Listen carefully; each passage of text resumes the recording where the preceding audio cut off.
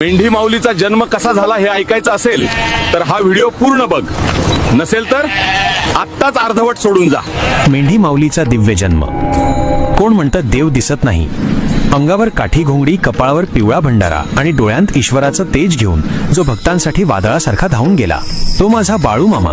बेळगावच्या अक्कोळ नगरीत जन्मलेले आणि आदमापूरमध्ये संजीवन समाधी घेतलेले मामा साक्षात शंकराचा रुद्र अवतार आहेत। ज्या मेंढरांच्या चरणी अख्खी दुनिया झुकते, त्यांचा जन्म कसा झाला हा अंगावर काटा आणणारा इतिहास ऐकला तर पाषाण हृदयी माणसाच्या डोळ्यांतूनही पाणी येईल। त्या रणरणत्या माळरानावर नियतीचा एक थरारक खेळ सुरू झाला।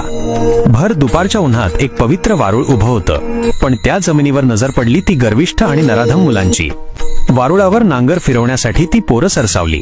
म्हाताऱ्या बापाने पदर पसरला, पोरांचे पाय धरले आणि रडून रडून विनवणी केली, लेकरांनो, हे वारुळ साधं मातीचं ढिगारा नाही, इथे साक्षात ईश्वराचा वास आहे।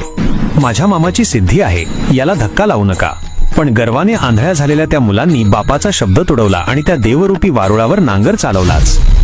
पण त्याच क्षणी साक्षात ब्रह्मांड हादरवणारा तो अघटित चमत्कार घडला। मृत्यूलाही रिकाम्या हाताने धाडणारा माझा आदमापूरचा राजा तिथे प्रलयंकारी महाकाळासारखा उभा ठाकला। मामांनी नजर रोखली, वीज कडाडली आणि त्यांची ती सिद्ध काठी धरणीच्या काळजावर धडामकन आदळली। तो प्रहार त्या मातीवर नव्हता, तो प्रहार त्या मुलांच्या माजलेल्या अहंकारी छाताडावर होता। क्षणार्धात आभाळ फाटलं, धरती थरथरली आणि त्या भग्न वारुळामधून साक्षात मेंढी माऊली बाहेर आली। जसा 9 महिने 9 दिवस पोटात वाढलेला जीव जन्माला येतो, तशी ही मेंढी त्या मातीच्या उदरातून प्रगटली। तो साक्षात मामांच्या अफाट भक्तीचा आणि शक्तीचा हुंकार होता। जगाला वाटलं तिथे मृत्यू असेल, पण मामांनी दाखवून दिलं, तिथे तर साक्षात जीवनाचा अखंड स्रोत आहे।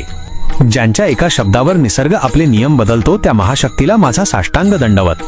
आजही आदमापूरच्या कणाकणात मामांच्या चरणांचा गंध आहे। भक्तांनो, मामांची ही गाथा घराघरांत पोहोचवणं हीच खरी भक्ती आहे। ही ऊर्जा पसरवण्यासाठी व्हिडिओला लाईक करा, इंस्टाग्रामवर फॉलो करा, फेसबुकवर हा व्हिडिओ शेअर करा आणि यूट्यूबवर आपल्या चॅनलला सबस्क्राईब करून ही भक्तीची साथ द्या। कमेंटमध्ये पूर्ण शक्तिनिशी एकच गर्जना करा, बाळूमामाच्या नावानं चांगभलं। बोला बोला, बाळूमामाच्या नावानं चांगभलं।